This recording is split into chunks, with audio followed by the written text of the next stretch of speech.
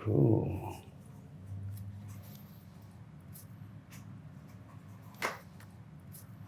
All right, Lucas. Yes, sir. Lucas, where'd you grow up? Where are you from originally? I'm originally from right here, born and raised, Los Angeles, California. And tell me about your childhood. You had both your parents when you were young? Well, growing up, I had both my parents. They were separated, but as far as I knew, that was just normal for me. I never really fought, nothing like that. No trauma really there. As far as being caught in the middle, they got along great. So that was cool. A lot of back and forth, though. Mm-hmm. You know, as far as joint custody, back and forth. Divorce is hard. You know, my dad was more stable than my mother was, and my mom moved around a lot. I had 3 sisters, 1 brother. I'm in the middle. How would you describe your childhood? I would describe it as pretty good. I would say it was pretty good. I think I was afforded every opportunity that anyone would really want as a child. I mean, I was a little bratty it was pretty good. I think it was pretty good. No crazy abuse or anything like that? Huh? No crazy abuse or anything like that? No, not when it comes to that. No. You went through high school? I went through high school. I think they voted me like most unique or something like that. I used to dress really crazy, you know, like they accepted me, you know, my parents. I was always gay and I was always really out there as far as the way I looked and the way I dressed and stuff like that. So I got a lot of shit for that in school, but it didn't really bother me, you know. I was in karate growing up. My whole from like probably 13 to around maybe 12 to around like 17, I was in karate. So that helped me to get stable, it helped my mind, you know. Yeah. Even though I was being abused and stuff like that, I had a big group of gay individuals around me that really helped to lift me up. Because see, my sisters were older than me. So when I got there, it's like I had a whole set of gay friends and, you know, they used to call us like Frisco, like the freaks and the fags of the school, you know. But we were like, we stood for something though, you know. Like we had the first gay couple go to prom, you know, we did petitions, and so it was cool. It wasn't like a bad thing. Mm-hmm. It's like half the people liked me and half the people hated me. But I didn't really care about the hated part, you know, because I felt love from my family, you know. I had my friends, and then I had my karate, which was my main interest at the time, and I ended up dropping that by the time I got to my last year of school, and that's when the drugs came into the picture. Oh. And that's when it really kind of started to turn. And then that's when lots of abuse, as far as me and almost everybody I've ever known has been through something like that. How did the drugs lead to abuse? Well, the drugs led to abuse for myself, I guess, by me putting myself in situations and but see, that was normal to me though. Like, okay, let's see, the main thing would be with the drugs probably at 23, when I was 23, is I started heroin with my buddy. And I wouldn't trade it though for anything in the world because I don't believe I'd be the person that I am today. I don't want to be anybody else. I like who I am. I love who I am. I mean, I love who I am. I made some mistakes, but I don't have any regrets really, except for maybe losing my mind a couple times. What's your drug today? Heroin. Heroin. Yeah. And basically when I was growing up from that like 17 to 23 age, you know, I didn't understand how people could go so crazy or lose their mind or feel like, oh, I'll do anything for it, you know? I didn't get that part. But once I had tried the stuff, you know, then I knew. I was like, that's it. I'm done. Because I knew I liked it too much. I liked it too much. And I've never been able to stop. Just when I was 23, I think. When I was around 20. How old are you now? I'm 40. You're 40. And I've been through a lot. Most of my friends are pretty messed up or gone. Yeah, and now with fentanyl, it becomes a more dangerous drug. Well, fentanyl, yeah, that's the one that killed Prince. We always loved Prince, of course. But yeah, I don't mess with the fentanyl because I always stayed away from prescription drugs. No, but even if you're buying heroin, you're probably getting some fentanyl. Well, yeah, I guess it's been a problem, but I'm starting to notice it more so now than before. I didn't think that it was in this stuff, but now I'm noticing it's a little different, the high. Yeah, I'll bet you if you had it tested, you'd probably find you got fentanyl in your... Probably, because I know I've went to programs before. I've been to so many programs. I've probably been to... I exhausted the court system, basically, you know. Before, it used to be different. When you get caught with drugs, you go to prison. Now it's not, because Prop 47. It's like a parking ticket. Huh? It's like a parking ticket now. Yeah, basically. But they had Prop 36 before, and that's the one that got me into the system, you know, and I didn't really care. To me, it was just like, okay, this is just part of the deal. If I want to continue to run around, be crazy, use drugs, you know, drop out of society, then this is just part of the deal. I have to go to jail here and there. Yeah. Just like stealing or whatever I did was going to be part of the deal. Here in California, it's not such a problem anymore. The fentanyl? Well, just drugs in general. Oh yeah. It's changed. I'm not sure if it's a good or bad thing when it comes to that, because I got conditioned in the system. I'd never been able to stop drugs on my own. The system was what stopped me. Yeah. So I'd be like praying, basically, you know, like when they arrested me, as mad as I was going to be, because I knew I had to kick in there, you know, as much as I, you know, was upset, I was like, oh, thank God, you know, because I could never stop. I couldn't. So I got conditioned to the system, and I would look forward to those times when I was clean. Some of the best times I remember. The majority of the people that have gotten clean off these drugs, I think, have done it with the help of some jail time. Yeah. Or prison. So I don't know how I feel about that, you know. Like the ones from underneath us, you know.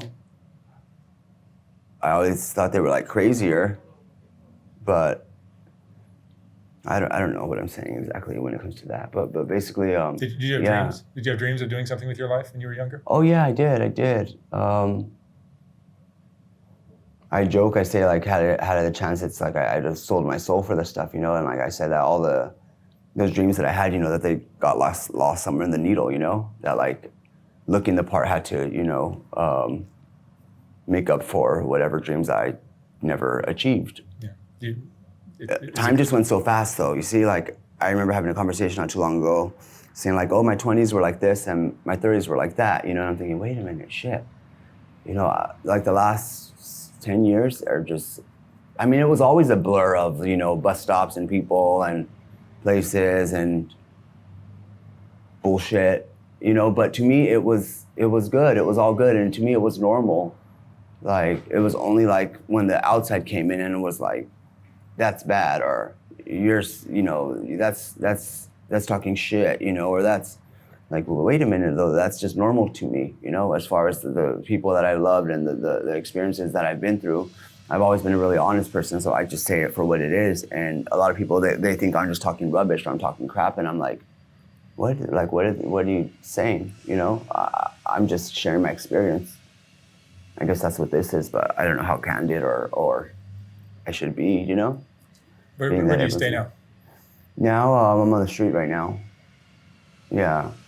I stop in just to, I have my stuff with my parents, so with my father, so I'm able to go there and go, you know, maybe change clothes or something like that, but basically I'm on the street now. It was different before when I had a car, being on the street, because it's like I'm not really on the street, I'm in my car.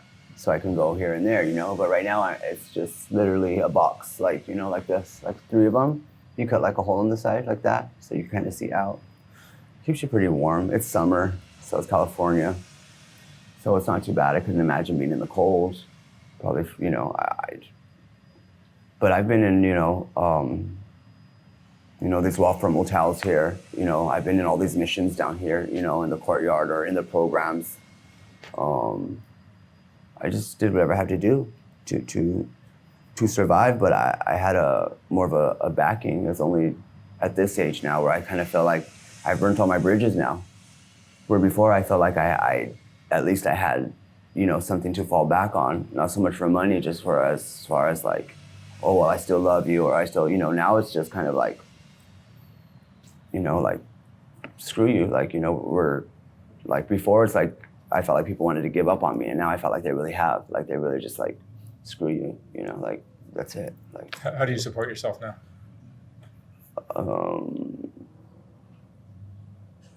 Well, panhandle, Do you date? No, I don't do that because I have issues with men. I have issues with money and I have issues with drugs. So if I did that, I mean, I've done it a couple times, sure, I mean, I have 8 years under my belt of smoking rock cocaine, and that shit smoked me. I said I didn't smoke it, it smoked me. That's why I can't do it. I used to call it my sprinkles, because it was always that way. I had to have the heroin and then the crack, the crack was just, that's the way it just came. It's the heroin and the crack, it's like I have a dual addiction when it comes to that. So the sprinkle, even though I got exposed to the crystal meth, I never had to have it all the time. But I switched from my sprinkles from the rock to the crystal, because when it came to the rock, I basically had to disassociate. Like I couldn't even be me, like waking up every morning with nothing, having to do, like $80 a crack a day. It's a lot of money for just panhandling and stealing. And like I said, yeah, a couple times. But yeah, I'd be like that girl, Eileen the Monster. I don't know. She's a serial killer. Oh, right. She used to kill her chicks. Yeah. That's how I'd be if I ended up doing that. Because I resent them and I'd resent myself. I hate myself. If I don't already enough, just because of the fact that I never followed through with the stuff I thought I would. I figured that I'd just go through it and eventually I'd get exhausted. And, but the drug's so evil, it's like, okay, you want to die now? Now you're not going to die. It's like, you don't want to die? Now you're going to die. Would you say that you hate yourself? I don't hate myself. I hate the fact that I can't keep track of time. Like, I keep track of time before with jail or with a guy that I'm with. And it's kind of sad, but I really did. I had no reason to keep track of time. I just had a good time and I didn't really worry about it. That was it. I didn't worry, because what did I have to really worry about? I mean, there were times where I had clean time, or there were times when I was able to function, like go to school and have a 3.7 GPA and work with disabled students and through the disabled student services, and go to school full time and, but then one night that's over the line, and I didn't like it though, because I was like on a fence, right? It's like, here's a good world and here's a bad world. And it's like I had one leg in each world, So in the good world, it's like, okay, I need to keep, getting better. I need to, as far as try to be healthy, continue with my schooling or whatever outside projects that I wanted to do. I wanted to do fashion or makeup or something to that effect, I couldn't be in either world. And then when I was in this world, it's like I want to get high still, it's like, oh, but I got to take care of my responsibilities, so like I couldn't be happy in either world, And eventually this world took over, because I ended up going back to jail and doing a couple, more years or something like that. Do you still have contact with your family? Yes, but not like before. Do Do you feel like the addiction has gotten in the way of that? Oh yeah, addiction's always gotten in the way. Guys and drugs, when it comes to those two, So as long as I find a decent guy that I like, or that treats me at least halfway decent. But even when it comes to that, like I so suffer from like a battered woman syndrome or something. Like it's like they don't, you know what I mean? Like they put their hands on you, then it's like, okay, well, they're that jealous. That means they really like me. If they don't, that's because they don't give a shit. Otherwise, why isn't he getting jealous? He's not. And then like, but then I've even had a boyfriend who was like, we're not gonna do that. I didn't even realize I would start shit. Because it was just so ingrained in me. And it just kind of sucks, I guess, when you're older and you look back and you say like, wow, I really thought I was just like my own person. But I'm really not. I'm just like a culmination of all these. Do you feel like you were creating abusive relationships? I do, and I've become abused. The abused becomes the abuser, I believe, and I've been the abuser before, too, and I don't like me as that, So I prefer if a guy usually like puts his foot down. It's like, we're not gonna do that shit, But I could do that in the same way. See, it's like my life's like a storybook, and like I'm a girl in the storybook. See, I'm not a girl really. I didn't ever want it to be a girl, But like I used to do like the androgynous kind of thing. And I've always been in the middle when it came to that too, you know? Like I got my wig in there and stuff, you know, and I could get dressed up and stuff, but I never really wanted to be a woman. I didn't have that in me. Like. And you were born this way. Yeah, I was born this way. I'm just a gay guy with like long hair, you know? I just cut all my hair off, you know? It was like I had my nervous breakdown, you know, and it takes long to grow your hair. And prison kind of fucked me up a little bit too, you know? It's like the longer hair I thought, like the more, you know, guys I could get or something. And it really did seem that way. I was a lot younger then too and stuff, but in any case, you know, I'm an older man now, and now it's like one of these counselors had told me, her name was Norca, she said, you gotta go through all these things called yets, and she was right. You know, she said, that guy you're gonna go out there, you know, and see, you're gonna see him, you know, but basically she's like, everything he's going through, you're gonna go through. And I was like, whatever, bitch, I'm not gonna go through shit, you know, that's just what you went through, you know? She was right. She's like, you're gonna end up on the other side of that glass of the guy that you're visiting in jail, you know? And I'm like, you know, and she was right. I did everything in the book, you know, the good, the bad, and more so recently, the ugly, you know? And it's just a trip, like, wow. Like, and she said, you can do it now or you can do it later, but you're gonna do it or you're gonna die or you're gonna go through all this shit. Is this the lowest point of your life right now? Yeah, it is. Living on the streets, no party. It's not so much about that. It's just about the fact, like, about the burning the bridges part, that I really don't feel like I have anyone there anymore, except for myself. But I know that you know, I never judged people, you know. I always took people for what they were. I always loved the person in front of me, you know. I'm not the type, I'm not a herder, you know. I'm a healer, you know. I heal, I love, you know. I'm not the type to take advantage of somebody in that way. I mean, in a negative or an ugly way. Maybe a little bit fake if I have to panhandle, you know, oh hi, you know, where really like I'm trying to be like this, and really I just feel like, but it's not too bad, you know, and that's the thing I remember every morning I wake up, I'm like, well, hey, it's not so bad. It's really not that bad. It could be a lot worse. What would you say is the most important lesson you've learned in your life?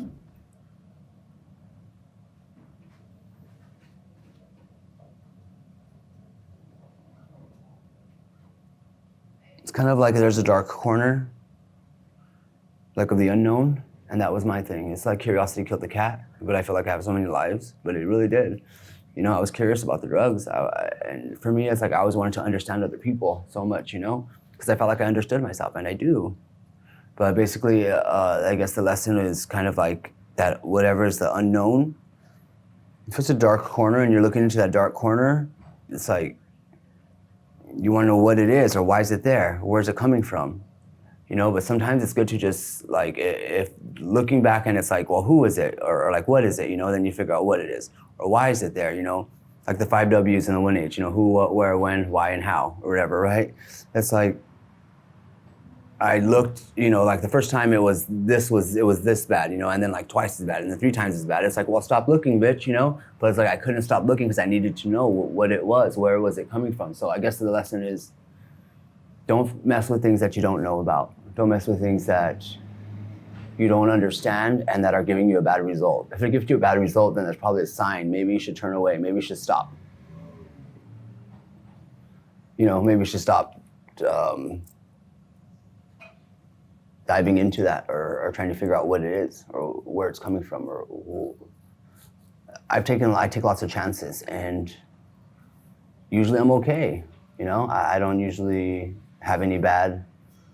I mean, I think I got pretty good karma and stuff like that. It seems like someone up there, like I believe that even though I had like religion instilled in me as a child, I still have my own understanding because I found it out here when I was younger, because there's no way I could have got through the shit I've gone through, have been able to have went through the shit that I've been through and be alive and be here.